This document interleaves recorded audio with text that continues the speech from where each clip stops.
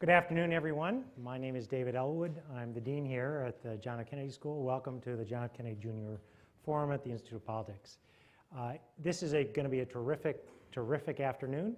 We have a spectacular public servant, someone who represents all of the values that we aspire to here at the Kennedy School, public service, both in military as well as in a variety of other political contexts, certainly someone who we all know and admire. Here to interview him is Jill Dougherty, and Jill is a longtime foreign affairs correspondent with CNN, the cable news network, and she's got an extensive background in all things Russian. And indeed, that happened at an early age. She said, when we were 13 years old, my sister and I walked into our first Russian class. I was hooked from the very first da. Of course, nothing's going on with Russia right now, so that won't be of any great use. She's also a fellow at the Shorenstein Center on Media, Politics, and Public Policy. She's been a CNN correspondent in all variety of situations, ranging from the State Department. She's traveled extensively with various presidents, and she's done extensive coverage in Russia, and certainly with Vladimir Putin, Yeltsin, post-Soviet transition, Georgia, Chechnya, and most recently in Ukraine. I can't think of anyone better to interview our guest at this time than Jill Dougherty. Please welcome her, and thank you very much. Thank you. Well, I am really thrilled to be here. And boy, Senator McCain, it's great to see you again. We usually see each other in Washington, but this is a really wonderful opportunity. I was going to say intimate conversation here, but we've got the bleachers up there, so you've got a lot of people. High up there. And glad to hear it. And I'm sure there are a lot of questions as well. So I think you all know the drill. I almost don't have to introduce Senator McCain, but you know, he was first elected to office in 1982 in the Senate for a very long time with a very distinguished career. He's the son and the grandson of Navy admirals. We know his history, which in Vietnam, that obviously is something that we respect very much in your service. And he is very involved, as we know, in foreign policy. He's on many committees, but especially Armed Services and the Committee on Foreign Relations. So I want to start with a question that I've been thinking about, a deep political question. I want to know who the Republicans are going to put up to run against Hillary Clinton's grandchild in 2052. I'm thinking about it. I'm sure you've got a lot of votes. Pale, tan, ready, rested. Ready? Yeah. And by the way, thank you for not mentioning that I ran for president. I appreciate that. Well, wait, after I lost, I slept like a baby. Sleep 2 hours, wake up and cry. Sleep 2 hours, wake up and cry. Thank you for that. Could I mention one other line that I Absolutely, absolutely. I ask your sympathy for the families of the state of Arizona, because Barry Goldwater from Arizona ran for president of the United States. A guy named Morris Udall from Arizona ran for president of the United States. A governor of ours, Bruce Babbitt, ran for president of the United States. I, from Arizona, ran for president of the United States. Arizona may be the only state in America where mothers don't tell their children that someday they can grow up and be president of the United States. So I ask your sympathy. So wait a minute, this time, are you going to run in 2016? I just want to make sure we put that on the record. Well, there's a lot of groundswell out there at the old soldiers' home that want me to go back into the breach. But no, I think I've had my, I accept the verdict of the American people. This guy, Morris Udall, by the way, who ran one of the funniest men in Congress, some of us older enough remember, he ran in a series of primaries against Jimmy Carter in '76, and finally lost, and he came out in front of the press and he said, "The people have spoken, the bastards." I know how he felt. Well, let's go into some weighty international issues, if you will. You just got back from a trip to Europe. You were in interesting places, too. Yes. Moldova being one of them. Let's begin, obviously, with Ukraine. We were both in the green room back there talking about comments by the Russian Foreign Minister, Sergei Lavrov, which sounded ominous. I know I was looking specifically, he said that any attack on Russia or Russian citizens' legitimate interests would be an attack on the Russian Federation, and Moscow will retaliate in kind. I mean, what would you say right now the United States should be doing with that, it looks like a threat? Joe, could I mention first, I think we have to understand Vladimir Putin, what he's doing right now. I predicted that he would go into Crimea because his vision of restoration of the old Russian Empire depended on Sevastopol, the naval base, which is their avenue to the Mediterranean. I'm not predicting what he's going to do now because I'm not exactly sure what he's going to. He's sure what he's going to do, because I think he's figuring both cost and benefit to further action in Ukraine. Now, he wouldn't have 40,000 troops on the border if he wasn't at least considering his options. If he wasn't going to do something more, he obviously would have pulled them back. So to ignore the obvious is, I think, really not logical. So what is he doing right now? He's fomenting the unrest and taking over the cities with pro-Russian people, little green men, as they call them. And the government in Kiev, which is very weak and very new, is having to try to decide what their reaction is to all this. Should they go in and try to take some of these city halls and places back? Or should they just sort of hope that Vladimir is satisfied?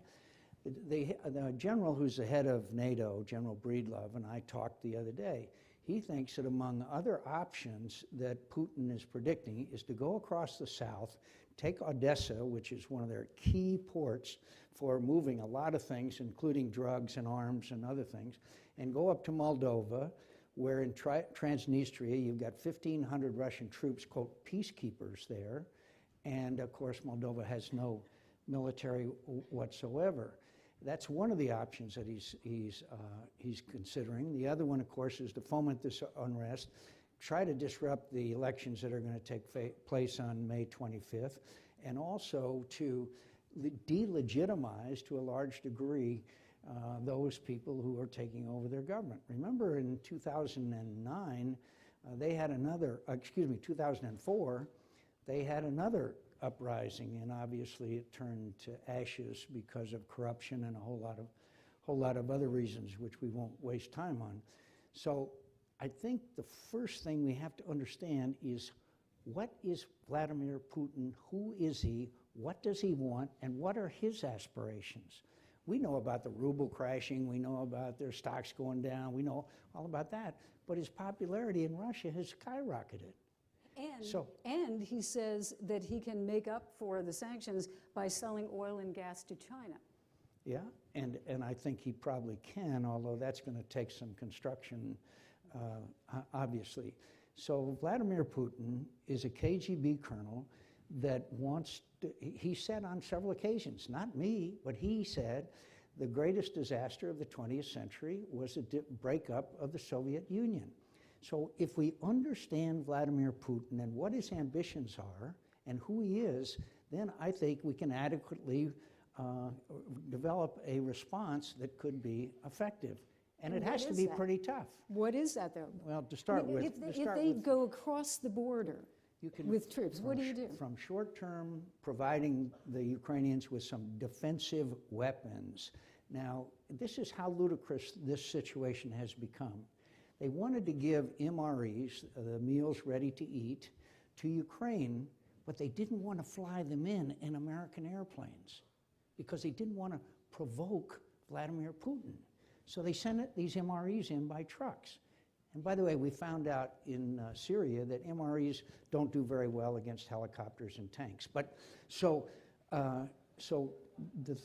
ranging from giving them some weapons to fight with, helping them with training. By the way, we have military assistance programs with some 50 countries.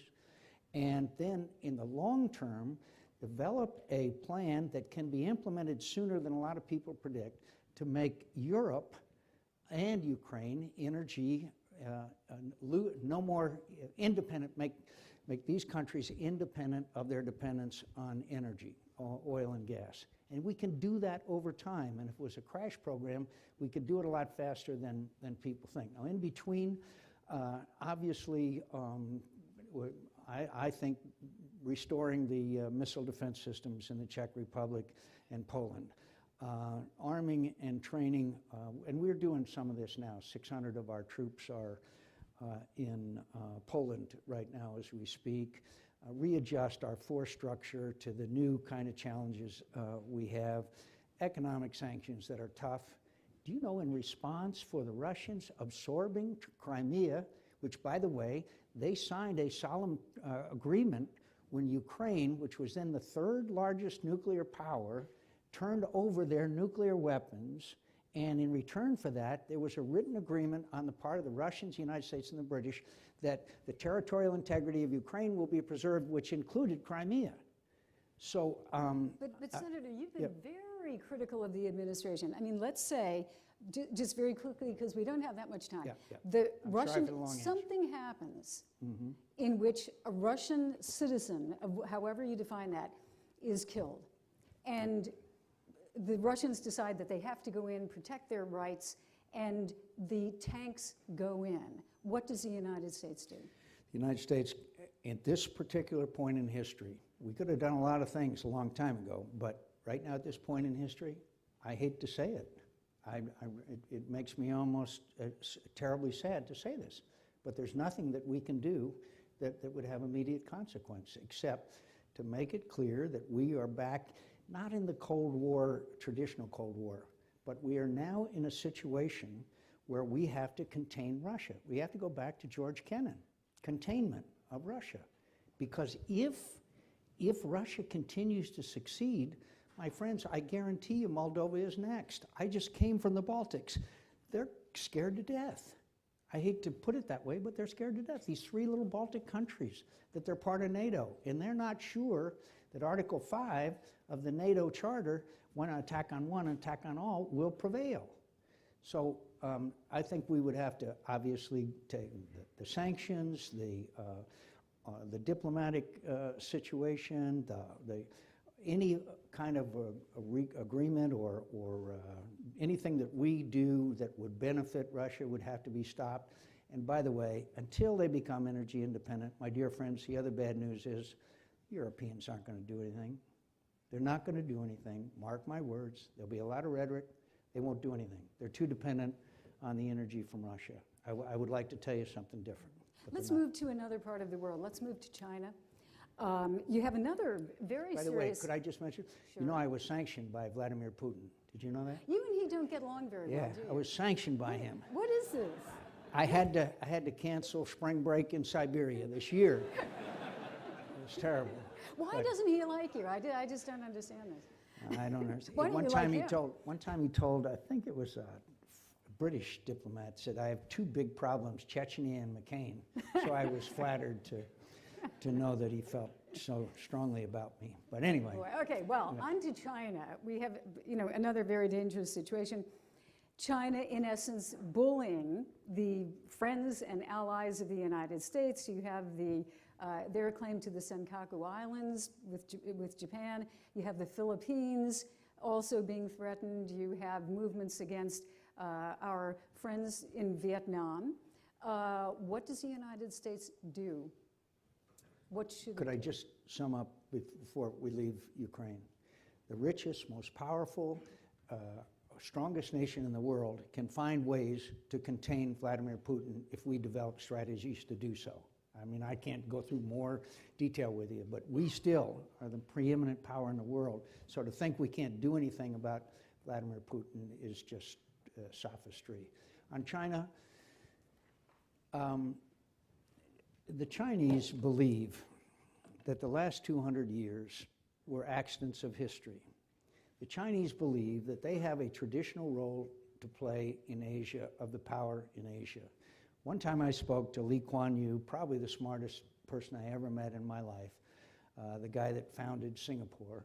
And he said, the Chinese will build up their military until they will tell you to move out of Western Pacific, and you Americans can have the Eastern Pacific. But they believe that that part of the world is traditionally and historically dominated by China. Now, they are rapidly developing their military, and they do a pretty good job at it.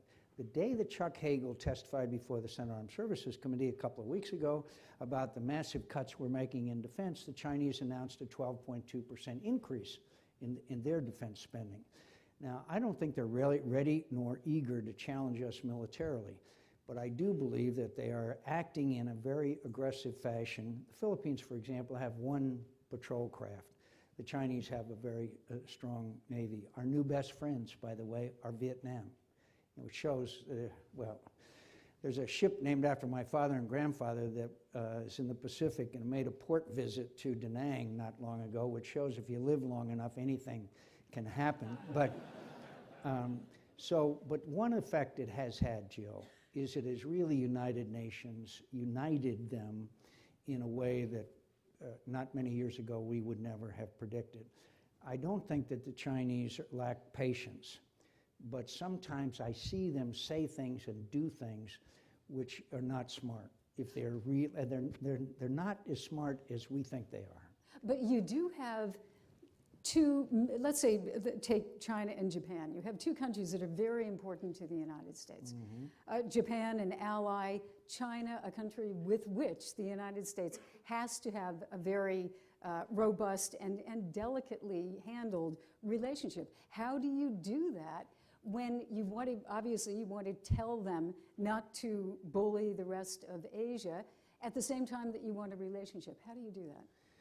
Well, first of all, the Syria decision has reverberated around the globe, and we can get into that maybe later on. But the Japanese now believe that they have to assume a much greater responsibility than they've had in the past for events in that part of the world.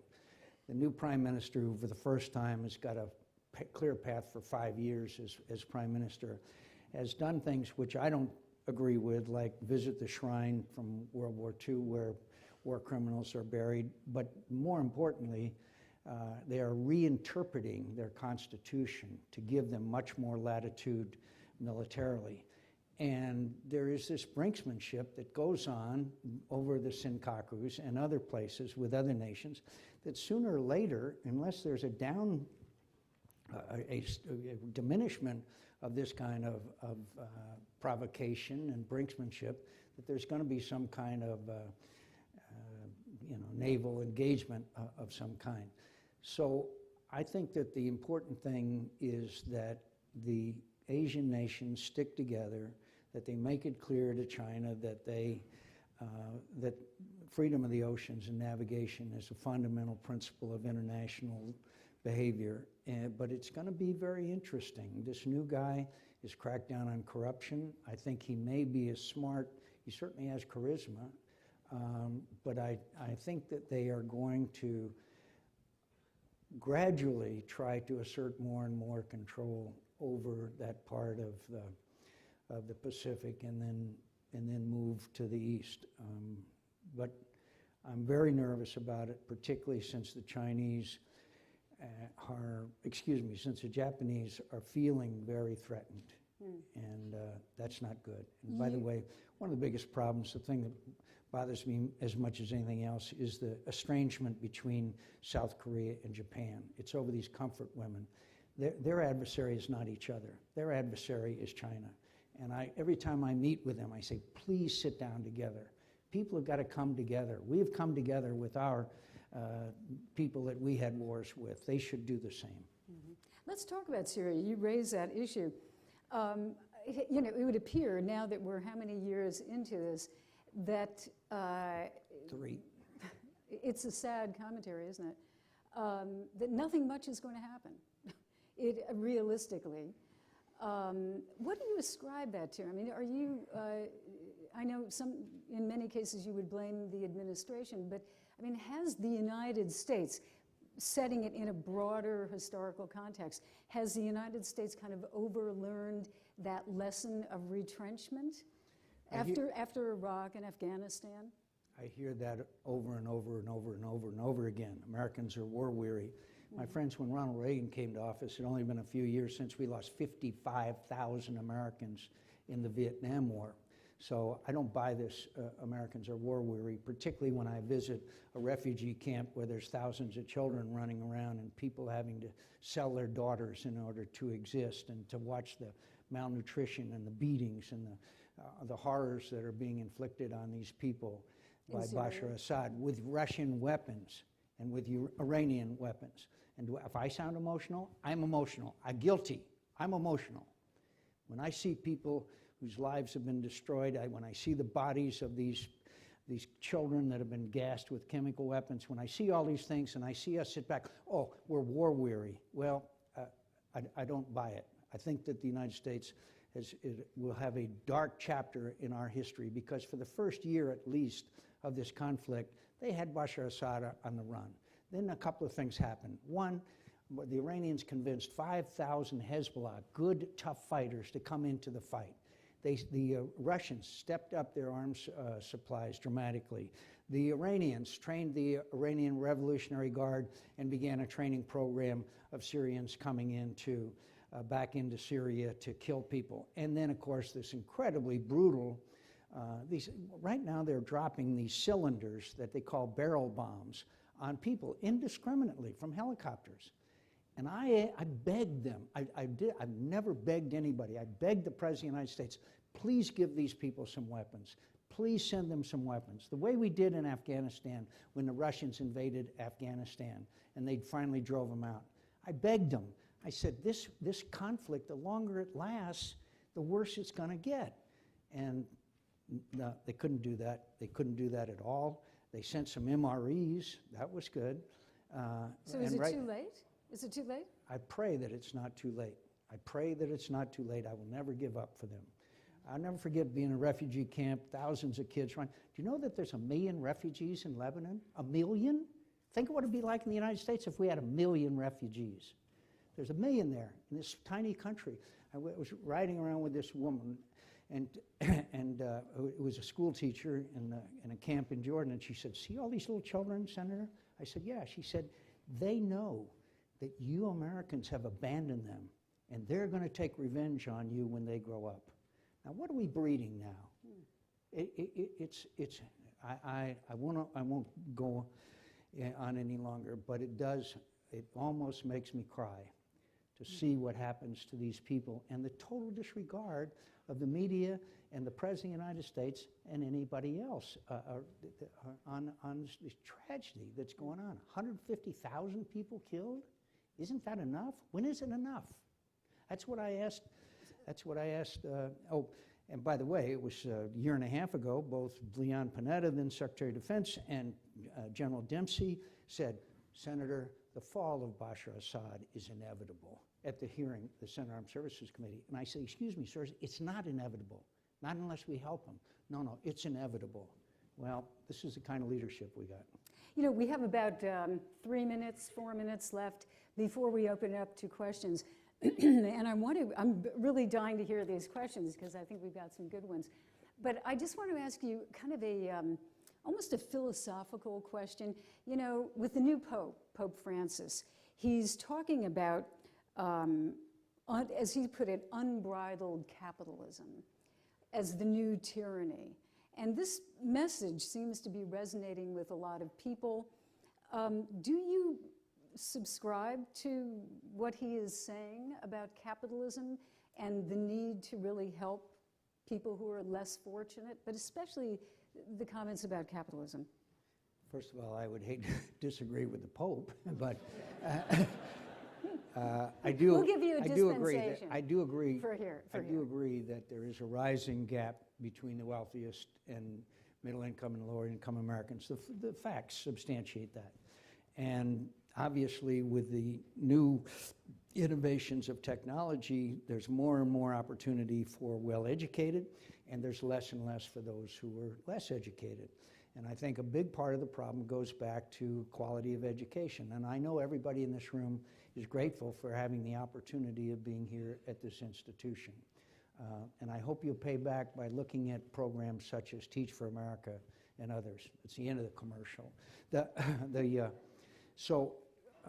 I think that we have to look at education, but frankly, we also have to look at the tax code, which we have a tax code that's high. If there's anybody in this room that understands our tax code, please raise your hand. I'd like to bring you to Washington. So we need to reform the tax code. We need to have a better education system. We need to have, I'm offended when I hear one of these CEOs make $58 million for 14 months in his job. I think I saw the other day. I'm offended by that. But I also don't agree that the way to level it is to bring wealthy people down. I believe the way to do it is to bring people who are less well off up. And so that may be a slight nuance that I have. So he's not a Marxist?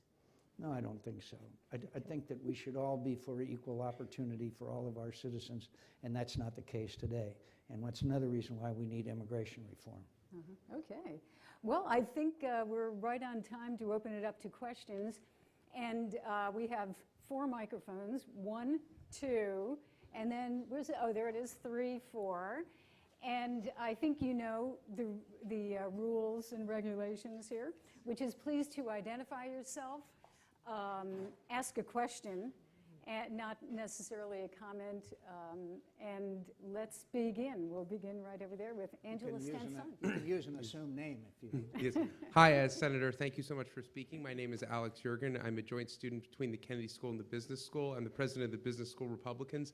I had the honor of working on your campaign in 2008. How many members do you have? We can do more. We can actually fill a phone booth, but no, we actually have we have a decent size. More students just haven't publicly admitted that they're Republican. Anyways, my question, sorry to bring up this topic again, but what advice do you have for our candidates who are running in 2016? The biggest thing I think to win is to make sure that you believe what you say. I've seen many candidates in all levels that will say things and take positions that they don't believe in. And whether you win or lose, that's not the point. But if you get a win, or if you win and you've made promises that you can't and don't want to keep, then I think it tarnishes you for history. We all want to be, especially when you get a little older, we're worried about our place in history more than anything else, how people will judge us. And if you go through a campaign and tell people things that are not true, then and that you don't believe in, then you're going to pay a penalty. In the 2000 campaign, there was a situation in South Carolina where the Confederate flag flew over the state capitol, okay? And they asked me about it. And I said, after talking to some of my political friends, I said, well, it's a state issue. It's a state issue. I'm not going to get into it. Well, that was a lie. That was a false statement. I went back after the campaign and apologized, but that's one of my biggest regrets, frankly, of all the campaigns that I've been in. So. Okay. Let's go up to the next level there. Thank you. None in the cheap seats. We don't want to. Go ahead. Hello, my name is Ben Boltra, and I'm a Harvard alum. I have a question about the presidential election system that we have right now. With the way that states, the state-run elections are, people will fundraise in major states. They might fundraise in New York, Los Angeles, Boston, but then the swing states, people will actually campaign in the general election in Ohio, Florida, and so forth. I'm wondering if you can reflect on the wisdom of the current system and if there's a need for campaign reform so that people actually will end up campaigning in California, New York, and elsewhere in campaigning for a national election as opposed to a state-by-state process. It's not so much the state by state, because if you only had it, by population, then no one would go to a lot of the small states. They would only campaign there, so that would be discriminatory against people in small states. But what we really need to do is have campaign finance reform. What the United States Supreme Court has done now in 2 decisions, in my view, is probably the worst decision since Dred Scott. And I'm not exaggerating. There is so much money washing around the political system. Most of it, we don't know who they are. And I predict to you, there will be a major scandal, because there's too much money washing around the political system that nobody knows where it came from.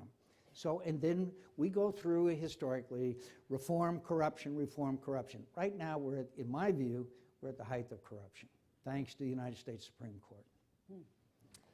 Yes, sir.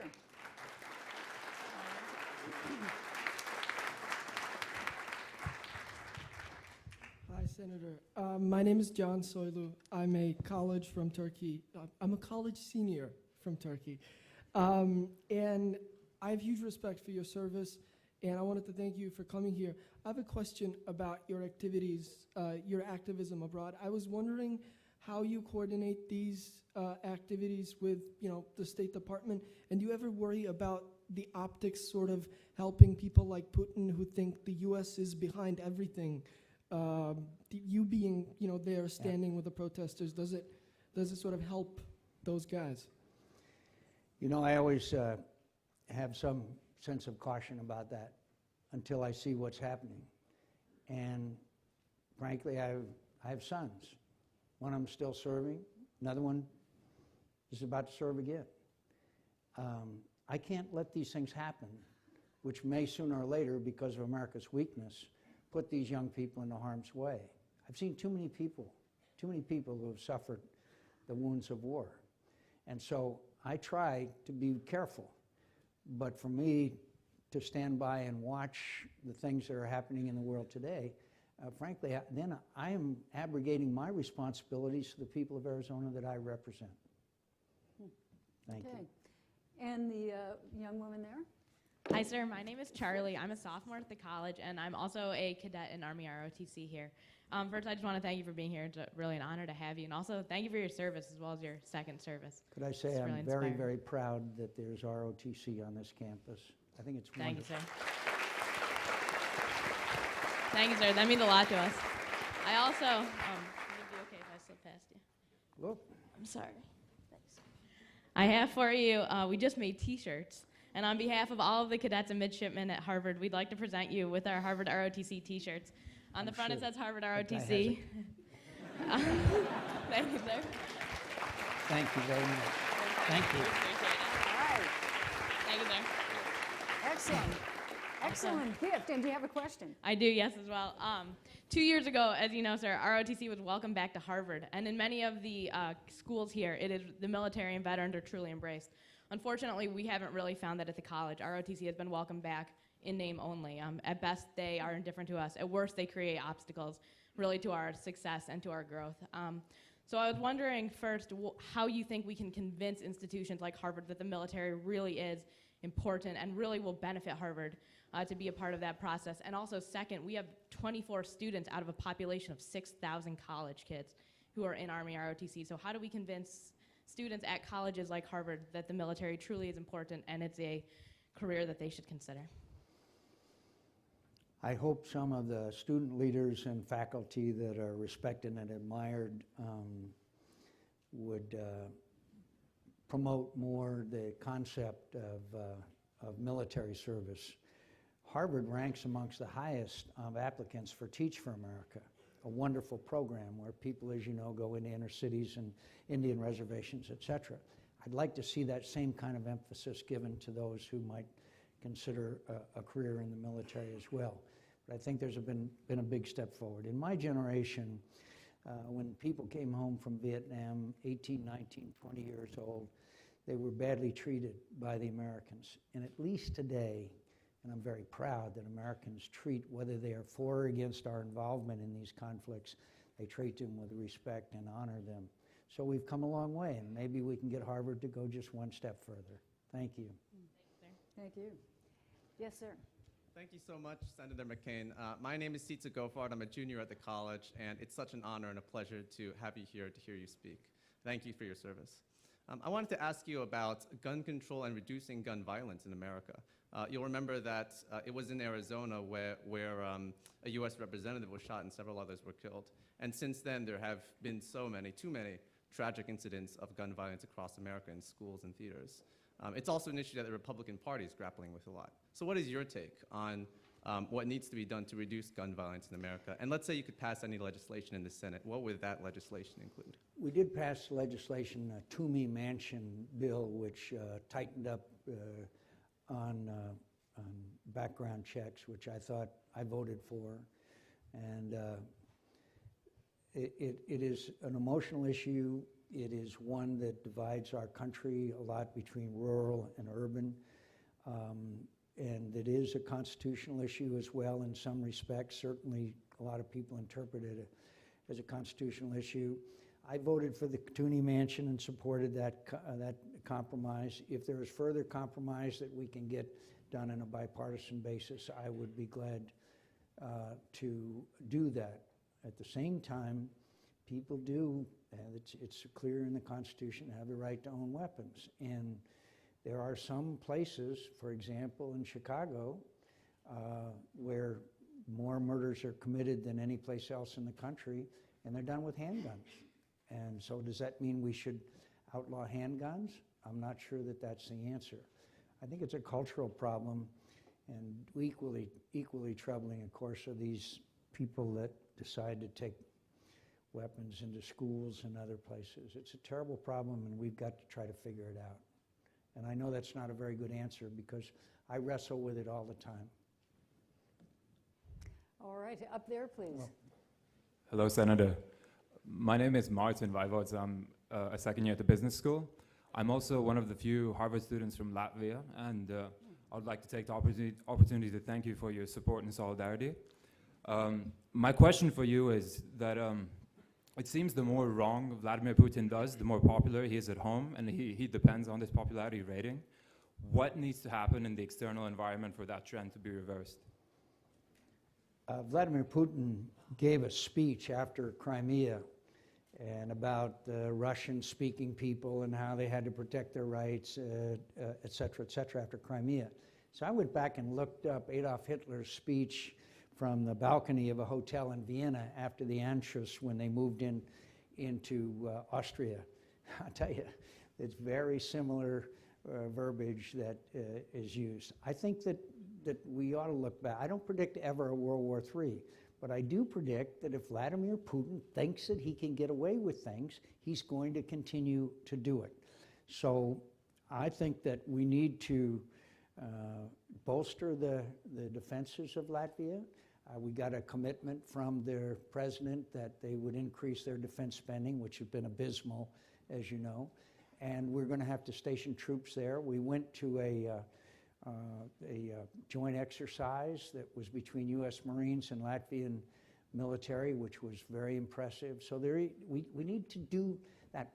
What we have to do is things to convince Vladimir Putin that the price of further misbehavior doesn't balance out to the benefit. And right now, when you've only sanctioned 11 people and one bank, put yourself in his shoes. He's done pretty well. He's taken Crimea, and 11 people have been sanctioned. That's not exactly what I call deterrence. Thank you, and I love your country. Riga is one of the beautiful places on earth, and I love to go there and spend some time. Thank you. It's good that we have a lot of international students here getting some good questions. Yes, please. Hi, Senator. I'm from Ukraine, from Eastern Ukraine, and I'm a graduate student of International Relations in College Civitas in Warsaw. And first of all, I wanted to thank you for being there with us on Maidan. And my question would be, based on a casual, very popular belief that Putin will not invade Ukraine, he will not initiate a full-scale military invasion. To what extent, what are the chances that we are wrong? Are there any signals that would indicate that such a scenario is not so improbable? What's your take on that? And well, first of all, I was in the Maidan where there was 250,000 people in freezing cold demonstrating because they wanted to get rid of one of the more corrupt dictators in the world, Yanukovych, whose son, by the way, was a dentist, made $1 billion. That's a good practice of dentistry. And And I know, and you know, what the people of Ukraine want, especially young people like you. You want to be part of Europe. It's the music, it's the culture, it's the lack of corruption, it's everything about Europe that attracts them. And look, today, Foreign Minister Lavrov said, well, any more provocations and attacks on Russian citizens, we'll have to go in. They're playing at least brinksmanship right now. And I think we'll know in the next few days or maybe weeks what's going to happen. But I'll tell you, it was an inspiring experience for me to be in Maidan with all those people, and most of them were your age. Thank you. Okay, right here, please. Hello, my name is Saba Beridze, and I'm from Republic of Georgia. Okay. Well, we did not plan this. I mean, this is... Anti-Russian. Okay. Yes, please.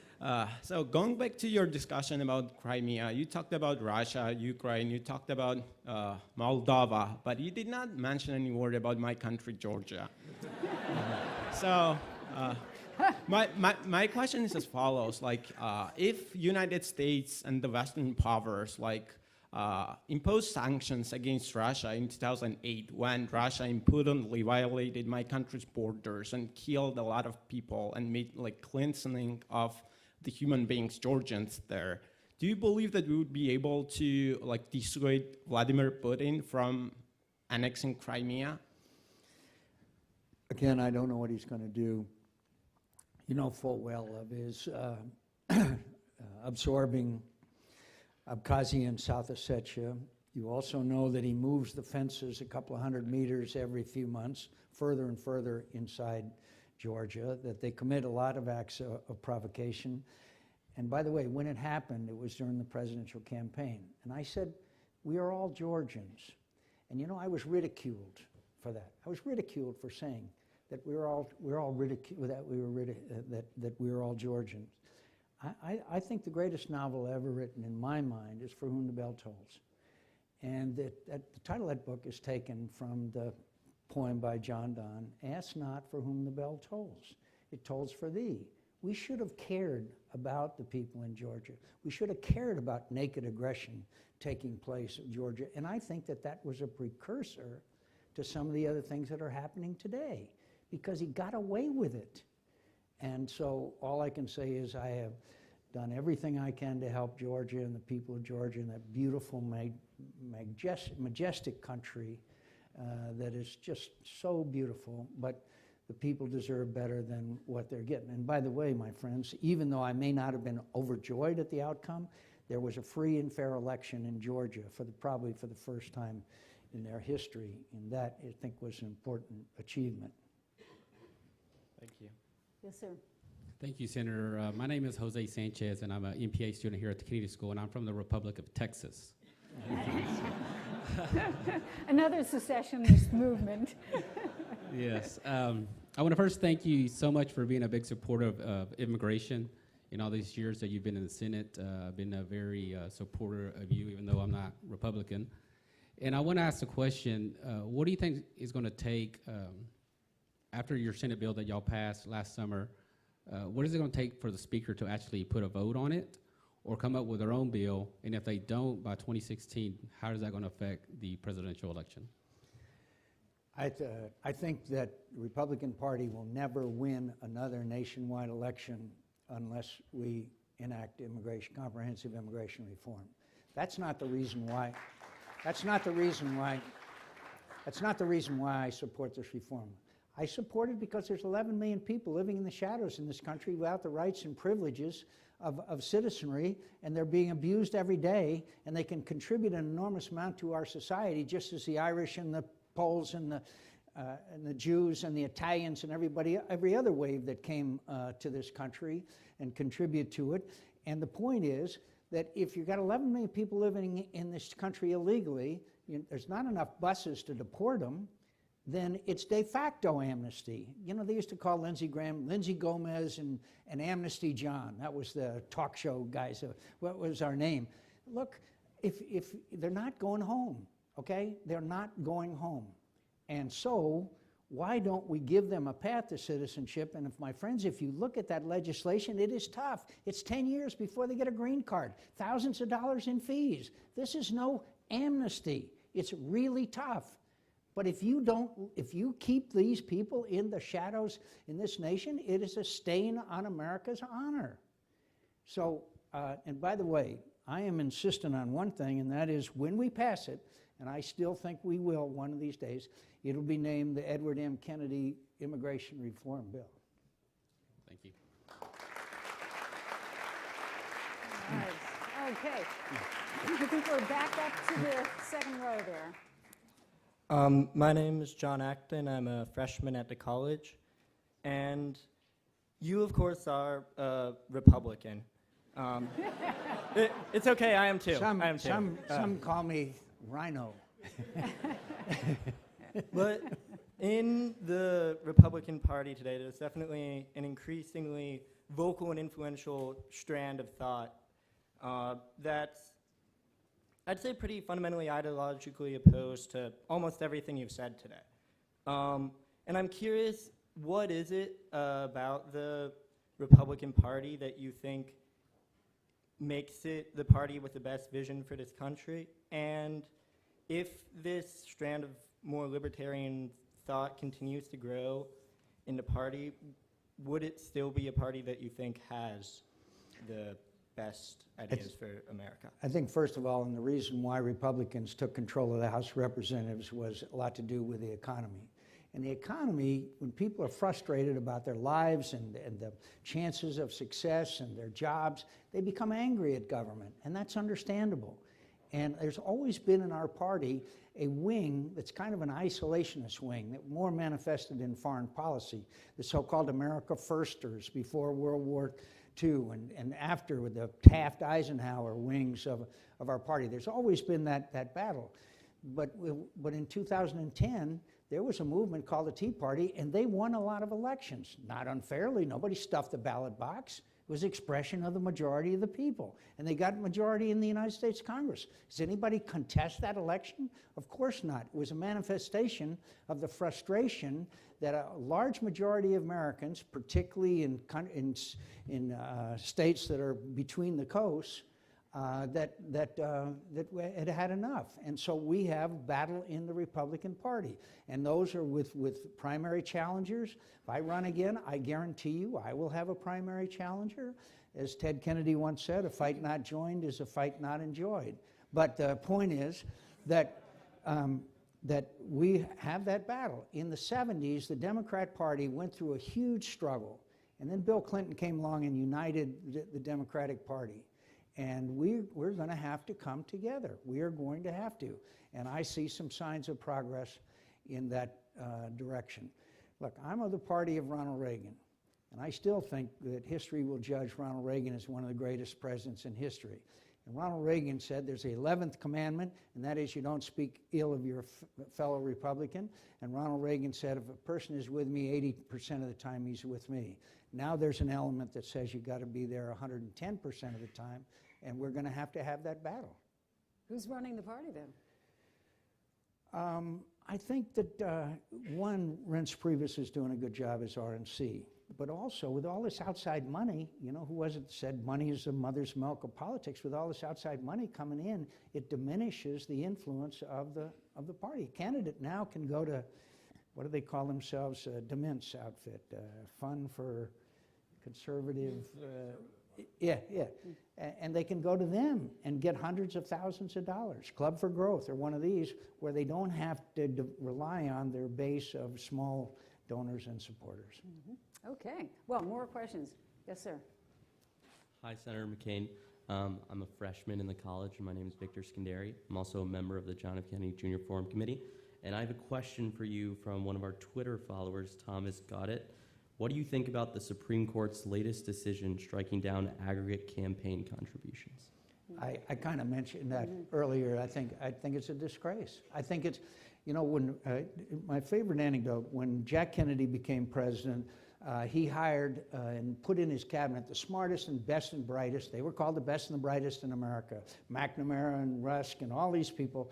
And they went to Lyndon Johnson, who was then vice president, and said, what do you think about all these best and brightest people in America? And Lyndon Johnson said, I just wish one of them had run for county sheriff. Now, I just wish one of these Supreme Court justices had run for county sheriff. They would know the realism. Since when is money speech? If money is speech, then the person with the most money speaks the loudest.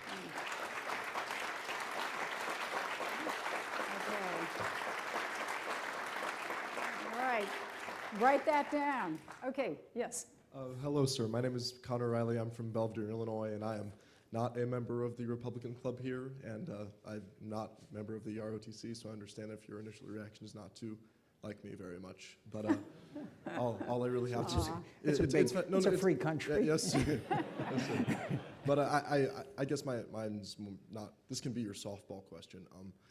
And I do mean this genuinely in the most unpolitical of ways. You are an American hero, and I look up to you very much. Thank you. And after a very long career of public service and looking back and all of the people you've helped, I just wanted to ask, are there any regrets at all? Is there anything? Oh yeah, every day I have regrets. Every day I have regret that I didn't do a little more, that I didn't call somebody, that I didn't do a better job at something. But again, probably my greatest regret was the story I told you about the flag in South Carolina. I probably could go back and look at some of the votes I cast and regretted it. Oh, I'll tell you, when I was first in the House of Representatives, I voted for a resolution that basically supported apartheid in South Africa. A year later, I went to South Africa, and I saw the situation. I came back and voted differently, but I never should have voted the way that I did in that one. I could probably go down the line, but as far as any real huge mistake, maybe running for president. But other than that, I can't. Every time I have done what I believe is the right thing, I've never regretted it. When I've done the political thing, which I've done, I've usually regretted it. And I'm sorry, sir, I know I'm overstepping my bounds, but just given that, if you could go back to the beginning, would you do it again? Would you? Oh, yeah. I'm sorry, this is just for me. Listen, personally. I can't tell you. Listen, I stood 5th from the bottom of my class at the Naval Academy. I was the worst disciplinary problem they ever had. And look, I am the luckiest person you will meet some smarter people and some better people than me, but you will never hear from a luckier person than I am. I am so fortunate that I can't describe to you how grateful I am every day. All right. Well, we have about 5 more minutes, so next question. Hi, Senator McCain. My name is Danny Banks, and I'm a freshman at the college. And I have a question that has to do with one of my government classes with actually Professor Diaz on the American president. And it has to do with how powerful do you view the Senate or individual senators to influence the foreign policy of the president? And has there been a change from the Bush administration to the Obama administration? I think one of the people that I look at historically is a guy named Scoop Jackson from the state of Washington. He ran for president, the nomination, and didn't get it. And Scoop was a very liberal Democrat on all of the domestic issues, but on foreign policy, he was incredibly effective because he was smart. He had people working for him that were outstanding. And for example, Jackson Vanik. I think when you look back at the history of the Cold War, you will see that the Jackson Vanik that required nations to allow Jews to immigrate behind the Iron Curtain was a huge turning point in the whole Cold War. Now that was opposed by Jimmy Carter at the time, but it turned out it was the right thing to do. So I think the Senate, if you use it right, you can really have an enormous influence. If you do it right and you get people to support you and you get a coalition.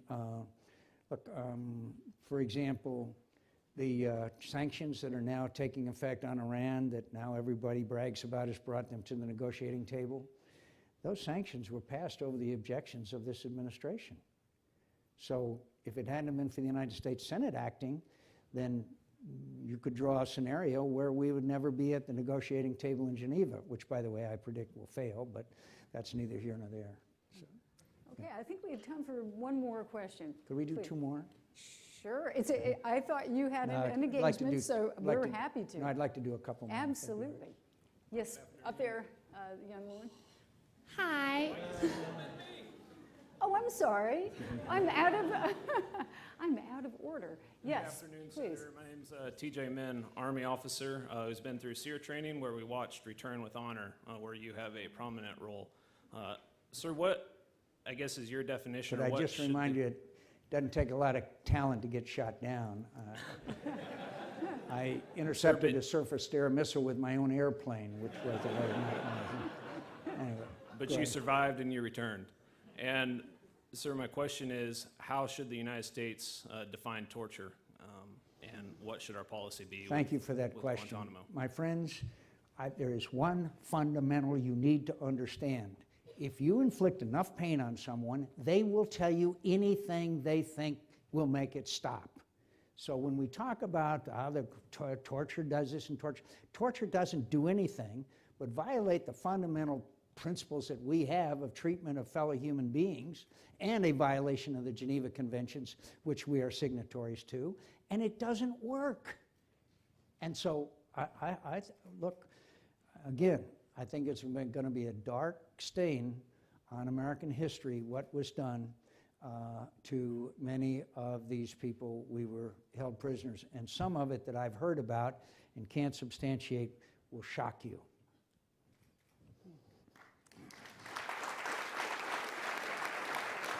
Could we do these two? Sure, absolutely, yes. Hi, my name is Auden Lawrence, and I'm a sophomore at the college, and I just want to thank you for being here. I have nothing but the utmost respect for you, and I'm so glad you're finally here. I've wanted you to come since I stepped on this campus and realized we had this opportunity, so thank you. Thank you. I think that a lot I of knew I asked for more questions. You got a lot more Republicans in the tent. I think that there are a lot of people who would look at what's going on in Congress right now and kind of more broadly around our country and kind of see this gridlock and be disillusioned. And I think you are nothing if not someone who is a champion of compromise and has proven that it is possible. And so I'm wondering if you have any advice for how people who still believe in the power of collaboration and compromise can make that happen today. Be glad to. One more word about torture, my friends. It brutalizes the torturer, too. There's a great film, a very old film, called To Die in Algiers, and if you ever want to, it's a really graphic demonstration when the French tortured people in Algeria. I think we are making a little progress on that front.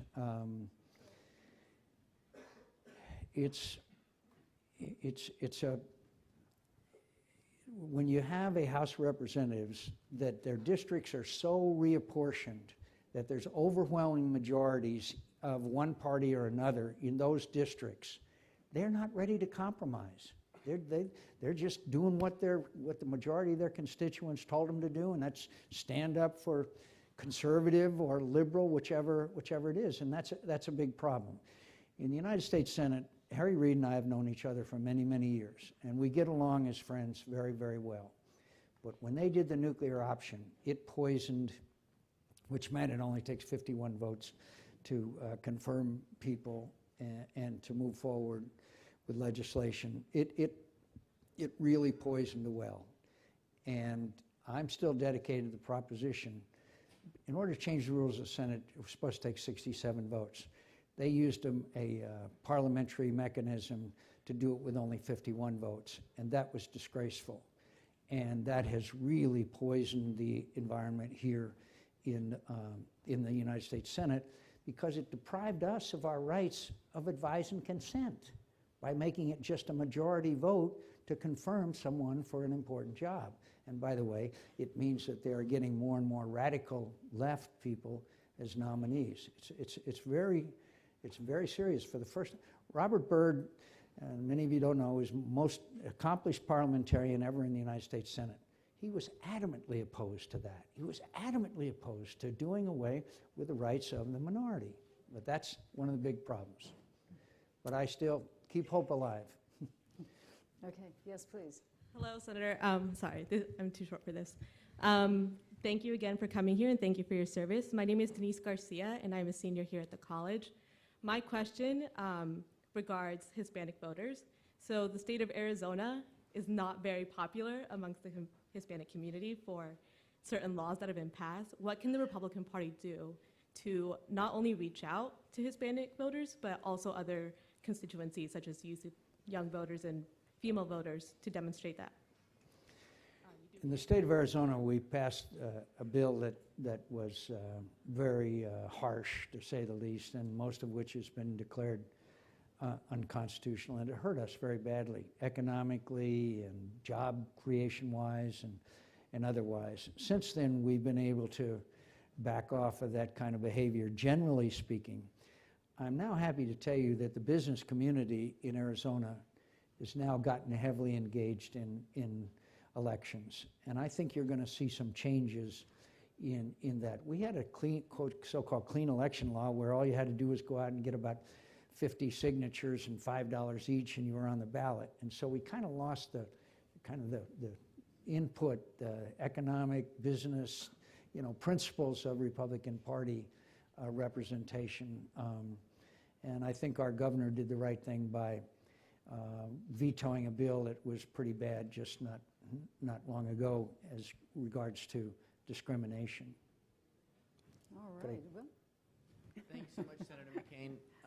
My name is John Clark Levin. I'm a Master in Public Policy student here at the Kennedy School, and we study leadership a lot here, so I'd like to ask a bit of a reflective question through that lens.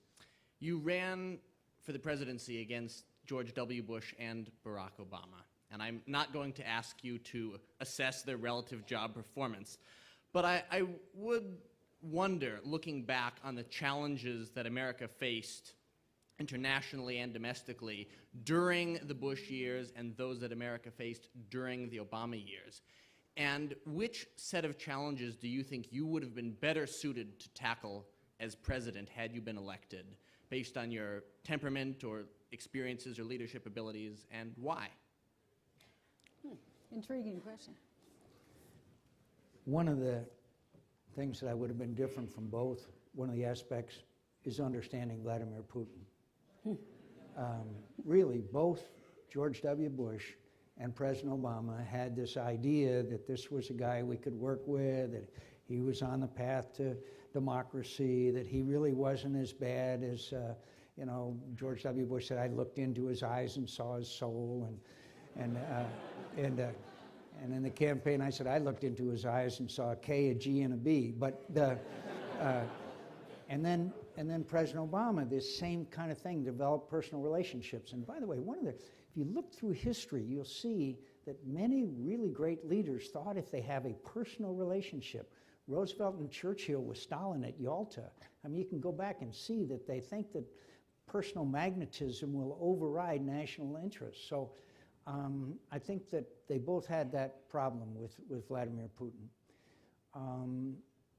I think you might argue that the Iraq issue, the reason why we went to war, was, as we all know now, not valid, okay?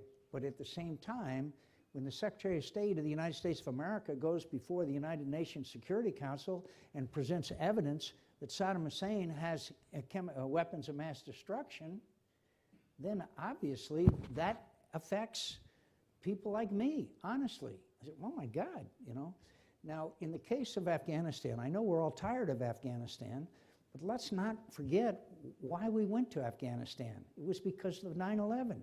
That's where the attacks came from. And of course Americans wanted to respond to that. Both of them, frankly, have mismanaged both conflicts very badly. We won, thanks to David Petraeus, the war in Iraq. We had it won. And then we pulled everybody out, and in the words of General Petraeus, we won the war and lost the peace. In Afghanistan, if we don't leave a significant number of troops there, and I'm talking about 10 to 12,000 U.S. plus 3 or 4 Afghanistan, Allied troops there, we're going to see a replay of the Iraq scenario. My friends, the bloodiest battle of the Iraq conflict was the second Battle of Fallujah. We lost 96 soldiers and Marines, 600 wounded in that battle. Today, the black flags of Al-Qaeda fly over Fallujah. Now, when I meet these family members, it's a little hard for me to explain to them what happened because we had it won. But look, for me to critique people that beat me, defeated me in an open and honest election, I think is a little bit small-minded of me. And so I've tried not to be critical of either one of them in the respect that how I would have done it different. And so I've tried not to do that. We've probably come to the end of our leash here. Could I just say that the last time I was here, I encouraged national service. People your age are criticized by old geezers like me for being your music and lifestyle and all of those things. But yet I see in this group, and I see in young Americans, a greater willingness to serve the country, frankly, than my generation.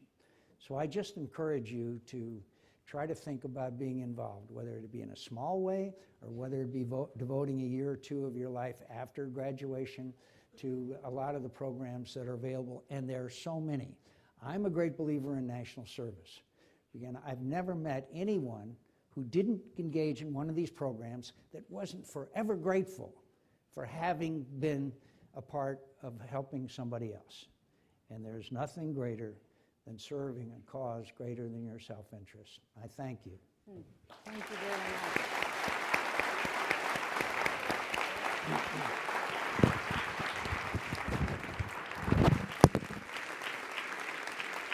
Green room back there talking about comments by the Russian Foreign Minister, Sergei Lavrov, which sounded ominous. I know I was looking specifically, he said that any attack on Russia or Russian citizens' legitimate interests would be an attack on the Russian Federation, and Moscow will retaliate in kind. I mean, what would you say right now the United States should be doing with that, it looks like a threat?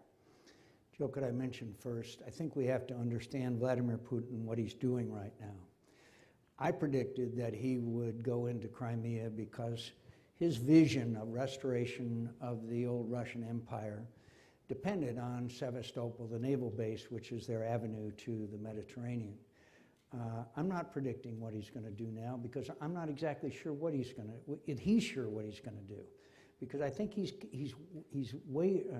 figuring both cost and benefit to further action in Ukraine. Now, he wouldn't have 40,000 troops on the border if he wasn't at least considering his options. If he wasn't going to do something more, he obviously would have pulled them in the United States. A guy named Morris Udall from Arizona ran for President of the United States. A governor of ours, Bruce Babbitt, ran for President of the United States. I, from Arizona, ran for President of the United States. Arizona may be the only state in America where mothers don't tell their children that someday they can grow up and be president of the United States. So I ask your sympathy. So wait a minute, this time, are you going to run in 2016? I just want to make sure we put that on the record. Well, there's a lot of groundswell out there at the old soldiers' home that want me to go back into the breach. But no, I think I've had my, I accept the verdict of the American people. This guy, Morris Udall, by the way, who ran one of the funniest men in Congress, some of us old enough remember, he ran in a series of primaries against Jimmy Carter in '76, and finally lost, and he came out in front of the press and he said, "The people have spoken, the bastards." I know how he felt. Well, let's go on to some weighty international issues, if you will. You just got back from a trip to Europe. You were in interesting places, too. Yes. Moldova being one of them. Let's begin, obviously, with Ukraine. We were both in the... media, politics, and public policy. She's been a CNN correspondent in all variety of situations, ranging from the State Department. She's traveled extensively with various presidents, and she's done extensive coverage in Russia, and certainly with Vladimir Putin, Yeltsin, post-Soviet transition, Georgia, Chechnya, and most recently in Ukraine. I can't think of anyone better to interview our guest at this time than Jill Dougherty. Please welcome her, and thank you very much. Thank you.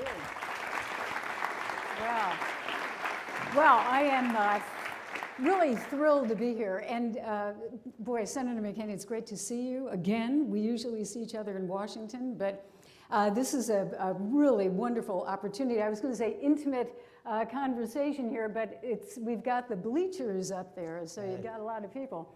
High up there And in the glad to cheap hear it. And I'm seats. sure there are a lot of questions as well. So I think you all know the drill. I almost don't have to introduce Senator McCain, but you know, he was first elected to office in 1982 in the Senate for a very long time with a very distinguished career. He's the son and the grandson of Navy Admiral.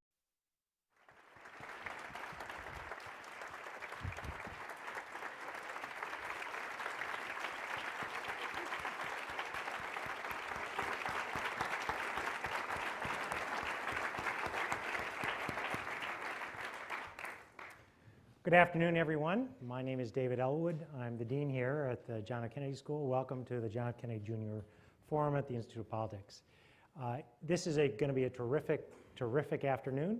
We have a spectacular public servant, someone who represents all of the values that we aspire to here at the Kennedy School, public service, both in military as well as in a variety of other political contexts, certainly someone who we all know and admire. Here to interview him is Jill Dougherty, and Jill is a longtime foreign affairs correspondent with CNN, the cable news network, and she's got an extensive background in all things Russian. And indeed, that happened at an early age. She said, when we were 13 years old, my sister and I walked into our first Russian class. I was hooked from the very first da. Of course, nothing's going on with Russia right now, so that won't be of any great use. She's also a fellow at the Shorenstein Center. Admirals. We know his history, which in Vietnam, that obviously is something that we respect very much in your service. And he is very involved, as we know, in foreign policy. He's on many committees, but especially Armed Services and the Committee on Foreign Relations. So I want to start with a question that I've been thinking about, a deep political question. I want to know who the Republicans are going to put up to run against Hillary Clinton's grandchild in 2052. I'm thinking about it. I'm sure you've got a lot of votes. Pale, tan, ready, rested. Ready? Yeah. And by the way, thank you for not mentioning that I ran for president. I appreciate that. Well, wait, maybe after I lost, I slept like a baby. Sleep 2 hours, wake up and cry. Sleep 2 hours, wake up and cry. Thank you for that. Could I mention one other line that I Absolutely, absolutely. I ask your sympathy for the families of the state of Arizona, because Barry Goldwater from Arizona ran for president.